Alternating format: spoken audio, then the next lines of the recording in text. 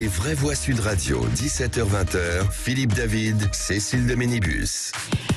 C'est les vraies voix. Jusqu'à 19h, on vous remercie en tout cas de votre fidélité avec une équipe de choc aujourd'hui. Philippe Bilger est avec nous, François Pupponi, ancien député, est avec nous, René Chiche, patron de presse, est avec nous. Patron de presse. Chaque intervention. Oui, mais le problème, si Cécile rentre dans les détails, à 19h, on dira du Berry républicain. Oui, c'est ça. Bon, c'est très bien. Et j'ai rien contre le Berry. C'est très bien le Berry républicain. Si Philippe Bilger s'en mêle, on s'en sortira pas. Allez, bienvenue dans les vraies voix. Tout de suite, le grand débat du jour. Les vraies voix Sud Radio, le grand débat du jour. Nous avons des points communs sur certains aspects, comme avec d'autres forces de gauche. Vivre humainement et socialement, pour y faire non pas ce que d'autres ont décidé, mais que ce que soi-même on a décidé de faire. Nous avons aussi des points de différence. Il y a une sorte de ras-le-bol. J'aimerais bien que les Français aient le choix entre deux projets à gauche qui sont différents. Pourquoi ? Je souhaite protéger les Français et protéger la démocratie. C'est les vraies voix, le grand débat du jour. Roussel peut-il être le leader de la gauche selon le baromètre des personnalités politiques de l'IFOP pour Paris Match et Sud Radio? Fabien Roussel incarnerait mieux la gauche que Philippe, Philippe, pas du tout. Que Philippe Bilger. Oui, ça c'est clair. Il y a plus la gauche que Bilger. Que Jean-Luc Mélenchon, bien sûr. Philippe. Oui, Cécile, avec 43 points d'opinion favorable, Fabien Roussel est loin devant Jean-Luc Mélenchon, crédité de 36. Est-ce que vous êtes d'accord avec ça? Oui, 36%. Est-ce que vous êtes d'accord avec ces chiffres? Est-ce que pour vous, Fabien Roussel pourrait incarner la gauche dans les années à venir? Vous êtes de gauche, vous êtes communiste, pas communiste, vous êtes même de droite. Vous êtes le bienvenu au 0826 300 300. Et on va en parler avec la spécialiste, Louise Jussian est avec nous, chargée des études seniors à l'IFOP. Bonsoir, merci d'être avec nous. Bonsoir. Habituellement, on démarre par les éditorialismes. Est-ce que vous pouvez nous faire un petit point justement sur ce sondage, ce baromètre des personnalités? Oui, tout à fait. Alors déjà, le premier renseignement, c'est que quand on demande aux Français qui incarne le mieux la gauche, aucune des personnalités que nous avons proposées ne passe la barre symbolique des 50%. Donc c'est quand même déjà peut-être le premier renseignement à mettre en avant ici. Ensuite, le deuxième renseignement, c'est comme vous l'avez très justement dit en introduction, c'est que c'est Fabien Roussel qui, auprès de l'ensemble de la population des Français, apparaît comme la personnalité incarnant le mieux la gauche, loin devant Mélenchon. Et ce qui a noté sur Jean-Luc Mélenchon, c'est que non seulement il passe derrière Fabien Roussel, mais surtout, il perd beaucoup de points depuis notre dernière mesure en février. Et il est même derrière, je fais une petite aparté, derrière François Hollande. Oui. Et François Ruffin. Et François Ruffin. Oui. Philippe Bilger, le constat est dur. Oui, alors Sud Radio s'est demandé si Fabien Roussel pourrait être la tête de proue de la gauche. Je n'y crois pas sur le plan politique. En ce qui me concerne, je pense que je n'oublie pas qu'il relève du Parti communiste, qui parfois a des positions plus orthodoxes qu'on le pense, et donc il y aura toujours en quelque sorte ce barrage, de mon point de vue. Mais par rapport à Jean-Luc Mélenchon, il est clair que sa personnalité, pour aller vite, est plus chaleureuse, plus empathique, et il a une manière de présenter son idéologie d'une manière moins péremptoire et moins totalitaire, alors qu'elle n'est pas moins nuisible, de mon point de vue, que celle d'un Jean-Luc Mélenchon. Donc sur ce plan-là, ça explique pourquoi il a tant de voix dans le sondage. François Pupponi, je rebondis sur un message de Olive sur notre compte Twitter qui dit: à la présidentielle, le malheur de Fabien Roussel, c'est son étiquette communiste dans le dos, sinon il aurait fait un meilleur score. C'est le seul cependant qui parle de gauche. Il est effectivement de gauche, mais ceux qui sont de gauche sont partis soit chez Macron, soit à l'extrême gauche. Et il n'y a plus de gauche. Les électeurs de gauche sont répartis. Et aujourd'hui, il y a Françoise de Gaulle. Non, plaisant. et aujourd'hui, celui qui récolte le plus de voix à l'extrême gauche, c'est Mélenchon. On le voit au présidentiel. Oui. Il finit à chaque fois très haut. Donc on voit bien que cet électorat s'est coupé en deux. Il y a un vote radical, contestataire, incarné par Mélenchon. Alors, le problème de Fabien Roussel, c'est qu'il est plutôt plus consensuel, il a le bon mot toujours, il est moins clivant que Mélenchon, mais il ne fait pas de voix. Donc, dans des sondages, on dit oui, il apparaît plus sympathique, très bien, mais quand il se présente aux élections, on voit bien que la différence, elle est énorme entre un Mélenchon qui est vindicatif, clivant, parfois insultant. Voilà. Quand il dit l'autre jour du président de la République qu'il faut qu'il le maudit. Voilà. Mais ça marche. Ça marche électoralement. Enfin, ça va pas jusqu'au bout non plus. Oui. Il va pas jusqu'au bout. Mais ça s'arrête au premier tour de la présidentielle, comme dit Cécile. Oui, d'accord, mais il fait quand même des scores. Enfin, sincèrement, il fait les scores que la gauche faisait il y a quelques années. Il fait des meilleurs scores que ce qu'avait fait Lionel Jospin. Et avec une contestation, François, qui commence à naître au sein de son propre camp. Oui, alors en fait, oui, tout à fait. Et Fabien Roussel, il a quand même bénéficié aussi de sa bonne campagne présidentielle. Il a fait quand même une bonne campagne en dépit de son score. Il a apparu proche des gens. Il a lancé quelques thèmes. Bon, il est très très fort en communication politique finalement. Lui qui est proche des gens, qui est proche du peuple, qui est un ancien, en plus, je crois, caméraman de France 3 Régions. C'est ça son métier au départ. Il était journaliste. Voilà. Bon, il est proche des gens. Il a le sens de la punchline. C'est vrai, il a le sens de la formule. Oui. Exactement. Mais par contre, au-delà de sa jovialité, de son bon caractère, de sa présence un peu dans les médias, il n'a pour moi aucune ampleur en termes de leader de la gauche. Pour moi, il n'a aucun charisme. Pour moi, comment peut-on dire que Fabien Roussel... Il n'a pas de charisme. Il a quand même du charisme. Pour moi, il n'a aucun charisme. Pour moi, c'est quelqu'un de sympathique. Vous voyez, pour moi, c'est une sorte de mélange de Georges Marchais. Voilà, il faut distinguer. Il est sympathique. C'est une sorte de mélange de Georges Marchais et de Michel Charasse. Quelqu'un qui est là à faire des bonnes phrases, etc. Ah oui, pour moi, il n'a aucun... quand même pour les... Oui. Non, mais pour moi, il n'a aucun charisme, encore une fois, politique. Parce que pour moi, les grands leaders de la gauche, et je crois que François Pupponi sera peut-être d'accord avec moi, il y en a eu deux pour l'instant pour moi. C'est bien sûr François Mitterrand et c'est Lionel Jospin, qui était un vrai leader de la gauche, qui a su réunir quand même la gauche plurielle. François Hollande, malheureusement, n'a pas été un leader. Qui était un leader de la gauche, mais qui était un piètre politique. Non, on est d'accord. Mais il était quand même leader de la gauche. Il a été leader de la gauche. Appelez-nous 0826 300 300. Vous trouvez que Fabien Roussel n'a pas de charisme, ou en tout cas qu'il ne serait pas le meilleur pour incarner la gauche. Sabine est avec nous au 0826 300 300. Sabine, vous vouliez réagir justement sur Fabien Roussel, à contrario de Jean-Luc Mélenchon. Oui, alors ce sont deux personnalités complètement différentes. On ne peut pas les opposer puisque dans leur dire, ils se rejoignent. Je pense que les Français aiment les gens avec du tempérament, avec de la gueule. On a toujours aimé ce genre de personnes qu'on écoute vraiment, qui savent taper du poing sur la table. Je pense que Fabien Roussel est beaucoup plus posé, effectivement. Je pense qu'il est un petit peu trop, on va dire, pour moi en tout cas, personnellement, dans les clous. Il manque de charisme, effectivement. Je préférerais, vous voyez, moi j'écoute Besancenot, j'écoute Mélenchon. Ce sont des gens qu'on écoute parler, qu'on se régale, parce qu'ils ont quelque chose. Il y a quelque chose derrière. Ce sont des tribuns, c'est ça que vous voulez dire. Que n'est pas Fabien Roussel. Oui, mais on ne vote pas pour eux. Je voudrais poser une question à Louise Jussian de l'IFOP. Est-ce que quelque part, la chance de Fabien Roussel, c'est que, alors, en politique, on n'est jamais mort. Théoriquement, Jean-Luc Mélenchon ne sera pas candidat en 2027 et que finalement, avec l'affaire Quatennens qu'il a fait disparaître du paysage politique, il y aurait une place à prendre à gauche et que ça pourrait être le bon moment pour Fabien Roussel. C'est vrai que là, à gauche, le paysage est un petit peu en train de se redessiner avec l'affaire Quatennens et avec aussi le retrait annoncé de Jean-Luc Mélenchon pour la prochaine élection présidentielle. Donc, à voir après comment cela va réellement va avoir lieu. Enfin, je veux dire, on a du temps encore avant 2027. En tout cas, moi, ce que je peux dire là sur les chiffres, c'est que la force peut-être de Fabien Roussel par rapport à Jean-Luc Mélenchon, c'est qu'il arrive à plaire aussi bien aux insoumis qu'aux socialistes, qu'aux verts, alors que Jean-Luc Mélenchon reste quand même très marqué France Insoumise. Dans nos résultats, on le voit, donc il y a des variations, mais par exemple, Fabien Roussel représente bien la gauche pour 59% des électeurs de la France Insoumise, 61% du Parti Socialiste et 51% d'Europe Écologie Les Verts.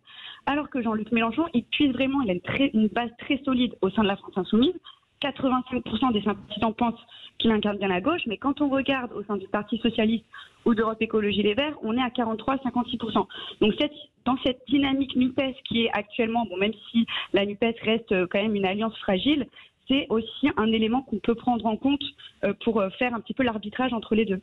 Mais François Pupponi, quand on voit que Fabien Roussel appelle à la grève et que Hidalgo répond finalement à Fabien Roussel, est-ce qu'il n'y a pas un truc qui est en train de se mettre en place? Mais ce bloc-là qu'on connaît, ce qui reste du Parti Socialiste, 1 et quelques %, du Parti Communiste, 1 et quelques %, des Verts, quelques %, ça fait 17-18% une présidentielle. allez, ce qui manque pour que la gauche reprenne le pouvoir, c'est que les électeurs de la social-démocratie retrouvent un candidat qui soit consensuel entre cette gauche-là, rose, verte, rouge, et les sociaux-démocrates. Ce qu'avait fait Lionel Jospin à l'époque pour gagner la législative, ou ce qu'avait fait François Hollande. Visiblement, il n'y en a pas, là. Il n'y en a pas. Ouais. Donc, il y a la REM, Renaissance. Non, mais c'est-à-dire que, sauf qu'il divise en deux l'électorat. Ah bah oui. Ce qu'il faudrait, c'est un candidat qui récupère les voix de gauche de Macron et qui prend les voix de gauche du bloc socialiste, communiste et vert. Aujourd'hui, ça n'existe pas. Ce candidat n'existe pas. Et je ne pense pas que Fabien Roussel soit capable de l'incarner. Il restera celui qui représentera le bloc pour succéder à Mélenchon. Mais ça ne gagne pas d'élection. Fabien Roussel ne sera jamais accepté comme candidat unique de toute la gauche. Et vous avez raison, François. Le gros problème aujourd'hui, c'est que la NUPES comptait sur le Parti socialiste pour donner une légitimité gouvernementale. Et on voit ce que ça donne, c'est une catastrophe. Mais est-ce qu'on n'en aura pas marre, René Chiche, de cette idéologie de la gauche tout le temps, à force de taper dur, à un moment donné, de retrouver peut-être une gauche un peu plus souple? Le problème actuellement, c'est comme l'a dit François Pupponi, c'est qu'on a une gauche, alors socialiste, social-démocrate, enfin héritière du Parti socialiste de Hollande et de Jospin qui n'existe plus. Maintenant, chez Macron. Voilà, chez Macron, et oui, encore. C'est du soft. Celui qui emporte c'est du soft. Bon, on a la gauche mélenchoniste qui est quand même considérée comme extrémiste. On a aussi, pour moi, on a aussi une gauche caricaturale qui est celle d'Europe Écologie Les Verts, avec les derniers propos de la patronne Marine de Tondelier sur les milliardaires, etc. C'est quand même assez caricatural. Donc, le problème, c'est ça. Est-ce qu'il y aura une alternative de gauche, comme était, je le répète, celle à la limite de Jospin, comme a été effectivement celle de Hollande aussi? Au jour d'aujourd'hui, non. Et je suis tout à fait d'accord avec Philippe Bilger aussi, je crois, François, c'est que Fabien Roussel ne peut absolument pas incarner un candidat unique de la gauche qui réunirait autour de lui toutes les composantes de la gauche. Et en plus, au-delà de ça, je pense qu'il n'est pas crédible dans l'esprit des Français pour être un président de la République, Fabien Roussel. Vous voyez, ça compte quand même, ça. Je pense que le seul qui aurait pu incarner, qui peut l'incarner, c'est Bernard Cazeneuve. Oui, qui a quand même, c'est vrai, qui a la stature d'homme d'État. Qu'on n'entend plus, plus de son but d'image. Oui, en fait, on n'entend plus, qu'on va peut-être entendre. Parce que je pense que c'est le seul qui a la stature d'homme d'État. Oui, mais excusez-moi, et qui est capable de rassembler les deux camps. Ah, vous pensez que Bernard Cazeneuve peut rassembler la gauche dans son ensemble? C'est un homme de gauche. Mais de toute façon, il n'y a pas de secret. Il n'est pas quand même considéré comme un social-démocrate, comme une tendance modérée. C'est le seul qui peut se présenter à gauche, récupérer une partie de l'électorat d'Emmanuel Macron côté à gauche et être en tête au premier tour. Parce que c'est ça aussi, c'est celui qui arrive en tête au premier tour. Tant que ça sera Mélenchon, l'impossibilité de gagner l'élection. Louis Jussion, vous êtes d'accord avec ça? Tant que Mélenchon est à la tête de la gauche, aucune chance de gagner une élection? C'est difficile en tant que sondeur de dire je suis d'accord ou je ne suis pas d'accord. Ce qu'on s'appuie toujours sur les chiffres. Ce que les chiffres disent, c'est que là, en attendant, Jean-Luc Mélenchon, c'est en effet celui qui a fait des scores hauts aux élections présidentielles, mais il a quand même une forme de plafond de verre peut-être qu'on observe, que ce soit en 2017 ou en 2022, et il reste une personnalité quand même très clivante. Vous me permettez, Louise, de rappeler un sondage IFOP lors de la dernière présidentielle, la veille du premier tour. Il y avait une évaluation en 4 seconds tours, Jean-Luc Mélenchon, Marine Le Pen. Marine Le Pen gagnait avec 58% des voix de mémoire. Bien sûr, bien entendu. Ça reste une personnalité clivante et pour repoussoir pour une partie de la population. Est-ce qu'un Bernard Cazeneuve ressort aujourd'hui? Alors un Bernard Cazeneuve, c'est une personnalité que nous on n'a pas testée, qui n'apparaît pas spécialement dans nos sondages. C'est pas quelqu'un qui est cité spontanément non plus par les Français. Je pense qu'il est très effacé en ce moment médiatiquement. Après, est-ce qu'un retour médiatique de sa part pourrait réactiver quelque chose chez les Français? À voir. Il a été sollicité, il avait refusé. C'est Olivier qui a fermé la porte. Mais alors je pose une question rapidement, aussi très rapidement. Est-ce qu'on peut envisager, pourquoi pas, un retour de François Hollande, à votre avis? Ah bah tiens, je pose la question. François. Louis Jussion et François Pupponi. Attendez, moi je suis convaincu que si certains n'avaient pas poussé Hollande à la sortie en 2012, en 2017, bien sûr. Macron ne serait pas là. Oui, bien sûr. Et on ne connaît pas le score de Hollande au premier tour. Je suis d'accord avec vous. Parce que Fillon, voilà. Et donc, effectivement, que François Hollande avait aussi un bilan. La faute qu'il fait, c'est le livre. Il n'avait pas un bilan exceptionnel. Mais effectivement, alors, le temps est passé, mais pourquoi pas? Pourquoi pas? Vous restez avec nous au 0826 300 300 avec une réaction de Sandrine qui nous appelle du Tarn-et-Garonne. Bonsoir Sandrine. Bonsoir Sandrine. Oui, bonsoir. Oui, je vous appelle par rapport à justement à ce sondage, donc de faire au niveau du charisme de l'un et de l'autre, en parlant donc de Fabien Roussel et Jean-Luc Mélenchon. Fabien Roussel et Jean-Luc Mélenchon. Et bonsoir à tout le monde et meilleurs vœux pour ceux que je n'ai pas vus. Hein. Ah oui. Alors bon, moi, Meilleurs vœux aussi. Voilà, personnellement, moi je suis une âme d'une gauche, une gauchiste, j'ai toujours été très de gauche. Mais bon, voilà, le problème c'est que depuis, on va dire 2017, depuis que M. Macron est arrivé au pouvoir et bien avant, même au mandat de François Hollande, et même je dirais un peu plus loin, on s'est un peu perdu. C'est vrai, la gauche s'est divisée en deux parties. Moi, ce que j'ai aimé chez je me trompe, chez Fabien Roussel, et non pas Camille Roussel. Ce que j'aime beaucoup, c'est qu'il a fait une très bonne campagne. J'ai apprécié ce personnage-là. Il y en a deux pour moi. Et quand on parle de charisme, Jean-Luc Mélenchon, je suis désolée, mais il a perdu son charisme. Bon, pour moi, il a fait deux bêtises, premièrement, personnellement. C'est qu'il est monté alors, il y en a qui vont dire que non, la NUPS. Là, ça a mélangé un peu tout le monde, tous les genres. Et ça, d'ailleurs, ça le fait perdre. Et moi, je trouve que ce qui a été bien, c'est que, j'ai un petit peu râlé. Je ne pensais pas qu'il allait, Fabien Roussel, rentrer. Bon, mais il restait quand même sur sa ligne de conduite. Et après, il y a un autre personnage que j'aime aussi, parce qu'il est proche quand même, il est assez humain, c'est François Ruffin.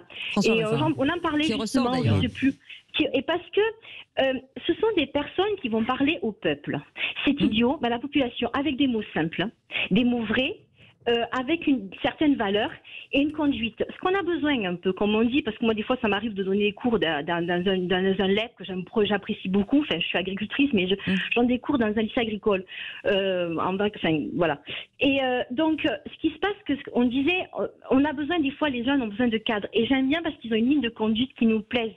Et je pense que c'est eux qui font, parce que bon, toujours pareil, on n'arrive pas à comprendre qu'un Front National, ou enfin un Rassemblement National, on va dire, ou la droite, où les gens se disent on va être au pouvoir, ils vont nous sauver, parce qu'à la rigueur on se dit mais c'est pas possible. Non, c'est pas qu'on ne veut pas y croire, mais on se dit où on est à l'envers, on est perdu. Mais j'aime beaucoup. Voilà. Oui. On va faire réagir Louise Justin pour le mot de la fin en 20-25 secondes. Sur François Ruffin. Oui, François Ruffin, c'est aussi une personnalité qui ressort dans notre sondage. On voit, il arrive en 3e position avec 37% des Français qui pensent qu'il incarne bien la gauche, et c'est celui qui recueille le plus de part de Français sur le très bien, qui incarne très bien la gauche, 13%. Donc ça, c'est un signal aussi peut-être de quelque chose qui se passe au sein des sympathisants.